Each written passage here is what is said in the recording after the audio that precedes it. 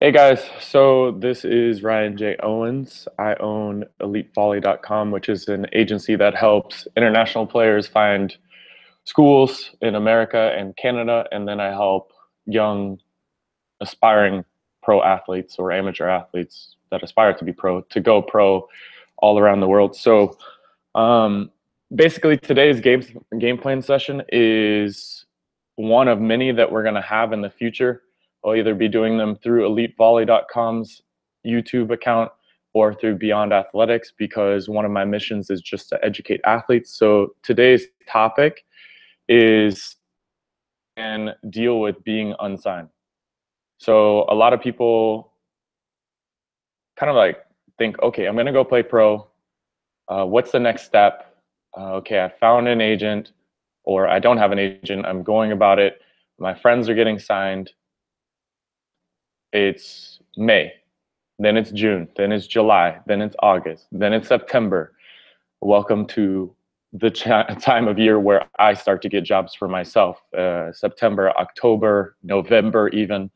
So pretty much on average, I've signed in October. So when players come to me worried, either they're players with our agency or players that are, with other agencies or on their own, I basically say to them, listen, you need to kind of manage your emotional response and psychological response to this, because we're not entitled to get jobs. It's not just going to happen. We have to put in a lot of work, both on the side of finding a team of people who can help us, whether that is an agent or friends in volleyball, whether they're coaches or players, or, maybe we know some team owners or whatever. Have to do a lot on your own in order to be prepared, because pro volley contracts happen anytime.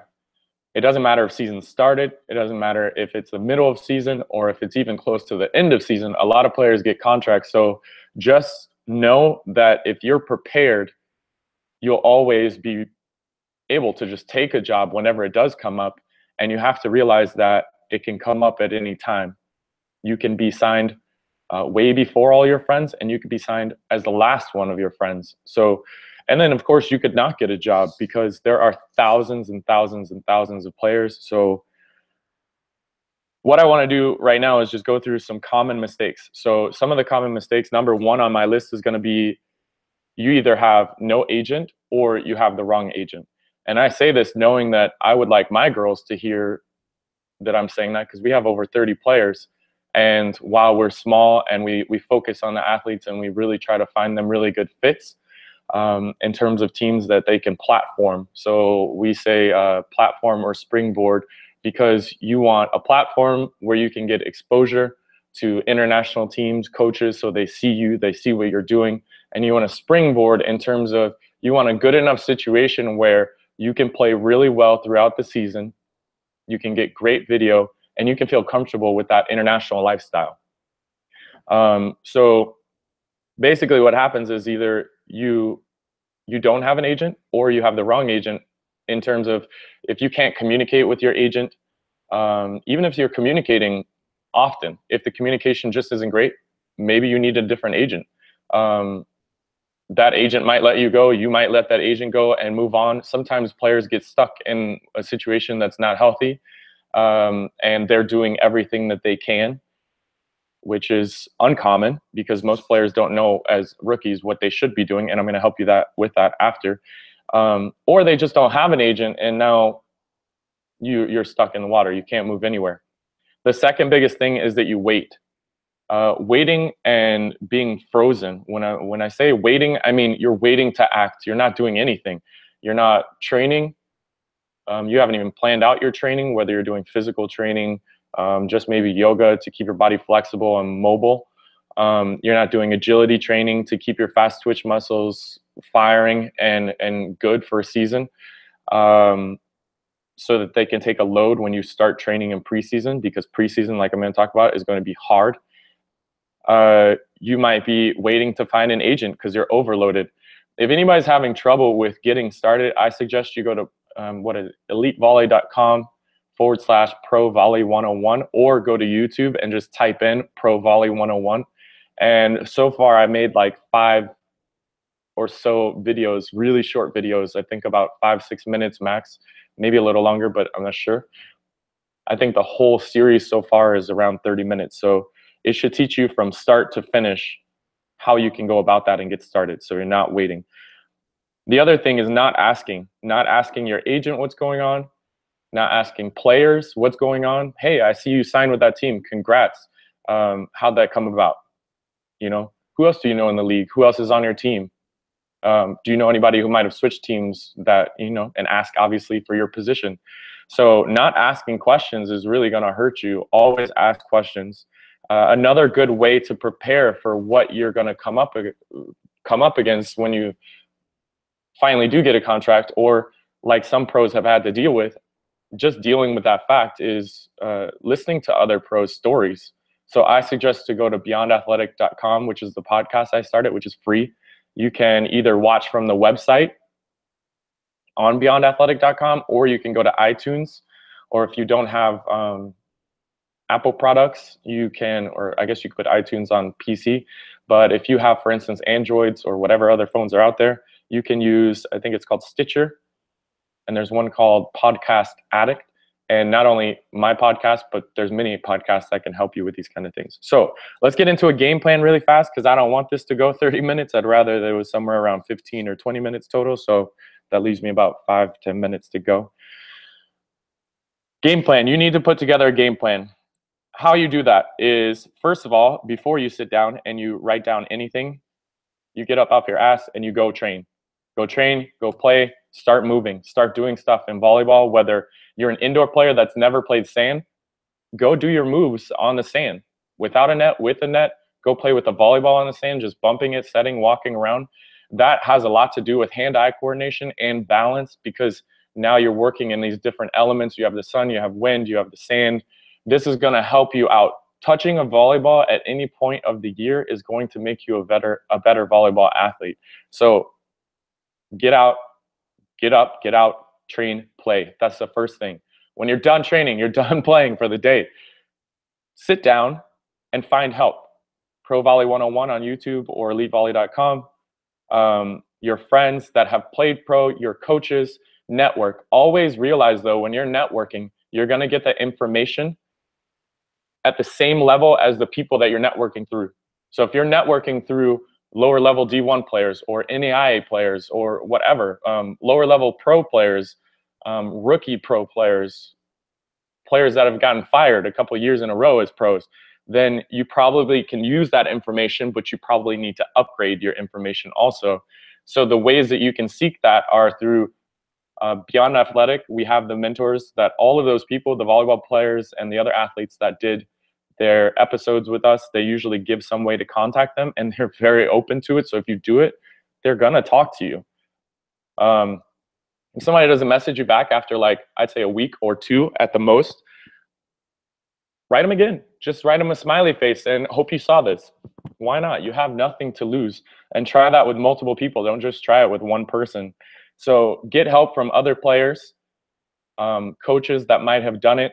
If coaches have been out of pro volley for more than, let's say, 5+ years, then you definitely need updated information. But 5 years ago, everybody knows what's going on. 10 years ago, they probably know what's going on, unless they only played one season and it was like, you know, lower level leagues. Then you probably want to upgrade your information again. Get help in terms of agencies. If you have an agent, make sure you're talking to your agent. Ask them, you know, what deals have come up? How have they, you know, turned me down or not even said anything? Since you obviously don't have a job, you know that that's the deal. What do you think it is that the reason for that? Could it be the video on my CV? Could it be the fact that I was injured? Could it be the fact that I just don't fit that team in terms of, you know, you might be a great middle blocker, but you're not a great middle attacker, and they need a great middle attacker, and they don't need a great middle blocker. So every team needs something different, and you're going to fit that puzzle in some way, shape, or form, or you're not. Ask your agent why you are not. If we can get feedback, if I can get feedback from teams, it's great. But I'm going to tell you right now, when I ask teams, hey, why didn't you like this player? 98% of the time, I'm not even going to get an answer. They don't want to answer. They're too busy. And it's because it's their personal opinion. And if I could have gotten up front, and hopefully I did, and they sometimes answer that, they sometimes don't. What type of player do you need? Like, do you need an outside that's more of a receiver, or do you need a receiving outside that's more of an attacker, or do you need a 6 rotation, super balanced outside hitter? Like, what kind of player do you need? And is that player outgoing? Is it okay if they're just chill? Is it okay if they're super competitive, or will that clash with people on your team? Do you need a leader? Do you just need somebody who's just okay with being a teammate and does their job? What do you need? Do you need any experience? Do you need a rookie that, for instance, was All-American? By the way, most of them don't understand our All-American system or our D1 system. Second thing, or third thing, so train and play, get up and get out, get some help is the second thing. And the third thing is going to be find a platform to promote yourself. If you're not promoting yourself somehow, and that has to be done through a CV, because everybody needs to be able to get all your information, name, personal data like height, weight, what you can touch. In the future, I want to put even how fast people are, because that matters, how fast forward, how fast sideways, because blocking speed, pursuing balls, it's important. Also put your position, what hand you hit with. If you have a backup position, make sure that's on there. Make sure that you have some kind of bio, even if it's just like, you know, talking about your strengths or weaknesses. Doesn't matter. Doesn't need to be like, hey, I like reading, I like cats, I like, you know, parks, whatever. Don't need that. You can use other things that actually teams are going to be interested in. If, for instance, you feel like, or you have a letter of recommendation, link it up there or put it at the end of your CV. Other things you need to have: video. Super important. If you don't have your personal stats and then your video, you're screwed. You're dead in the water. No coach is going to say like, oh, no video, look at the personal stats, she touches 10-10, I'm going to get her. No, because a lot of coaches know that if you're that athletic, sometimes if you're young, you're wild, you don't have ball control. So give them video, give them more than one video. But if all you have is one, make sure that you put it on like Google Drive. You make that link public. So once you click share, once you've uploaded it, you can make that a link. You just push get link, right click it, or do whatever you gotta do, press share. And then link that to your CV, and or do YouTube. But I suggest having your videos in Google Drive and on YouTube, because some places block YouTube, a lot of countries. And if you're on Google Drive, they'll probably be able to get your information. And then you want to put your playing history, any awards that you've had, and then you're pretty good. So that's your first thing, CV. Second thing, get a fan page on Facebook, make a Wikipedia page. Lauren White, one of our ex-players, told me about that, and I think it's a genius idea, and I researched into it, and it is fantastic, because when Google search comes up with your name in volleyball, or just your name, it's great to pop up a wiki page that you can control some of the, or all of the info, put in things, and then fans, as you go, as maybe you get bigger as a player, they're going to add stuff, but put your CV there, have some control over your image. And then a fan page is really easy. Log into Facebook, bottom left corner is going to say like create page, add, whatever. Create a page, select athlete, put your name, put a dash and volleyball or pro volley, whatever, just volley, I don't care.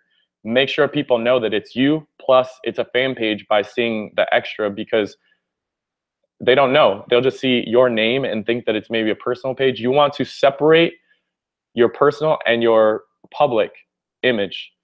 So that means that when you make this fan page, and now you can post all videos and pictures of you training, motivational stuff that you've picked up, that you've liked, books you're reading, anything that you're doing to better yourself, share on that page. And then click, once you share it on that page, and it's best if it's media, so sound, video, or pictures, okay? And then click share from that. Don't take the same link from something else that you posted on your fan page and put that original link on your personal page, because now you're not driving traffic to what? Your freaking fan page, which is where you want everybody to go. So don't make that mistake, because now all of a sudden you're thinking, why don't I have people looking at my fan page? Well, it's because you're not sharing the right way, meaning that people are going to the original source of the information, which hopefully is you've uploaded it to your fan page first, like the video, the pictures, your CV. I say if you don't have a job, Put your CV up every 2 weeks or maybe every week. Hey, still don't have a job, check out my CV, share this if you know somebody that has a job. And then tag some friends that are playing pro if they're down with you tagging them or mentioning them in the thing. So get a CV, get a web presence. Better than a website is going to be a fan page, because people are using social media way more. Once you make a fan page, when you're setting it up, you can easily link. If you click on, I suggest getting the Pages Manager app from Facebook on your phone. It's, oh my God, it makes it so easy to stream live, to take video, to take pictures, to make any kind of posts, even schedule them from this app on your phone or tablet, whatever you want. And then you basically, you can link your Instagram to that. So if you go to the messages part of that, it's the easiest way. Go into messages. It'll show you 3 tabs. It'll show you basically your fan page messages, your comments and whatever, if you upgrade to new inbox, your comments on all of the media, whatever you've been posting. And then the third thing will be Instagram, because guess what? Facebook owns Instagram, and they've made it super easy for us to follow comments, and you can link it there. Because if it's not already linked, you'll click on it, it'll ask you to link it. And then as a tip, when you're trying to manage like catching up with comments, do it all from the Pages Manager app, because you can hit every single comment or whatever that you have from your Facebook posts, your fan page posts, and your Instagram posts in one place, and it's super simple. So focus on that. If you're not posting videos of you playing, training, doing these things, guess what? Teams don't know you exist, or if they know you exist, they're not sure that you're working hard. If you were injured, oh my goodness, post. The biggest mistake you could do if you were injured is not post what's going on in your life.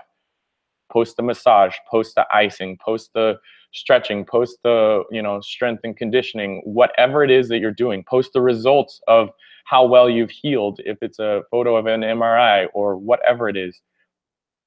Post, post, post. If you don't know how to do it, YouTube, how do I make a post? How do I schedule a post on Facebook fan page?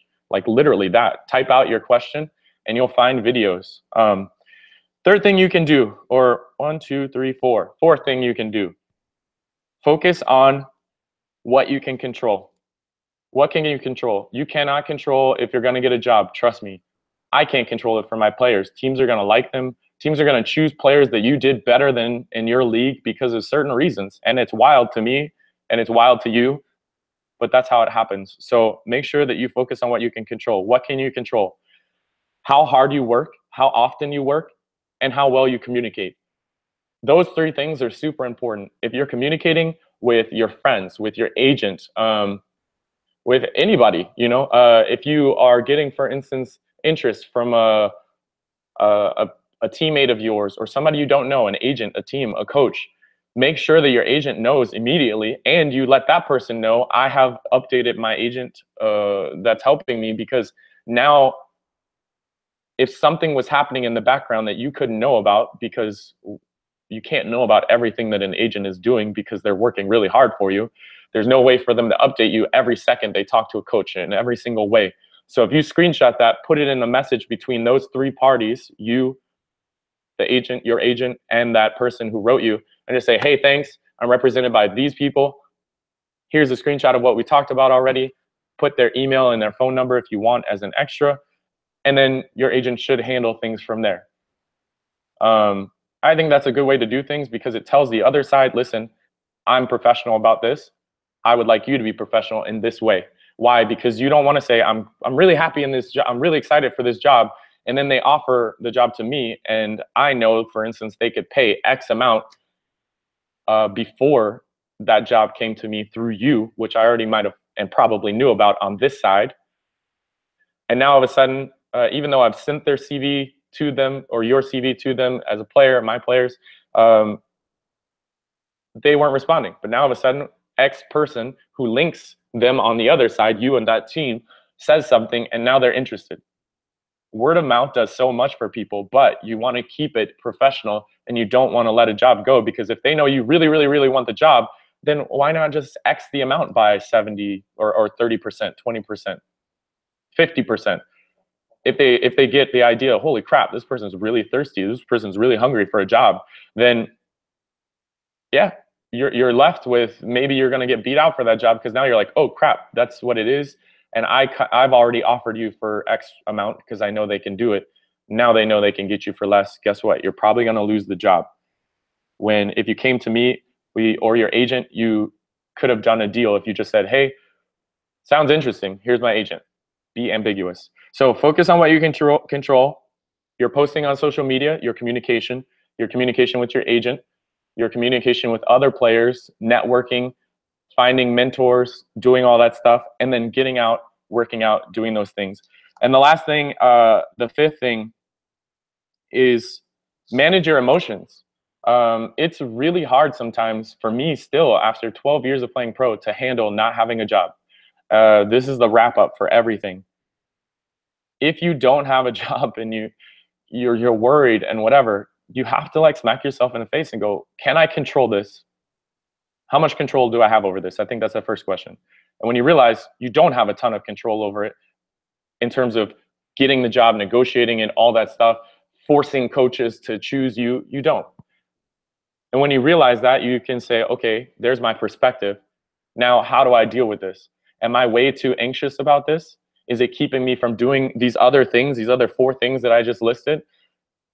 If it is, then it means that I'm focused on the wrong thing. I'm focused on things that I cannot control, external factors. I need to focus on internal factors. What's keeping me from doing those things that I should be doing that I'm not doing, so that I can be prepared?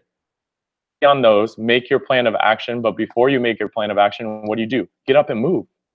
Go to a park, go work out, go do a quick workout, and then do your plan right after that. Because then your mind's going to be in the right place. It's on what you can control. And the best way I can say that I have some of our players doing, some national team athletes around the world, Serbia, Montenegro, Bosnia, Hungary, Bulgaria, Germany, USA, are doing our challenge from Beyond Athletic. Go to beyondathletic.com/challenge, and you can either use Headspace and do it, which is a great free app. The first 10 are free, or you can do it without the app. But you have to be able to control your emotions, your mind, and your present state so that you can move forward with what you can do best. So I hope you guys learned something. I didn't see any questions come through. I'll give about 10, 15 seconds for anybody, if they have questions, to write them. You click on the chat box up there and you can write things in. But otherwise, I hope this was useful. If you did like it, please share it on your Facebook. Please help other athletes, tag them, especially if they don't have jobs.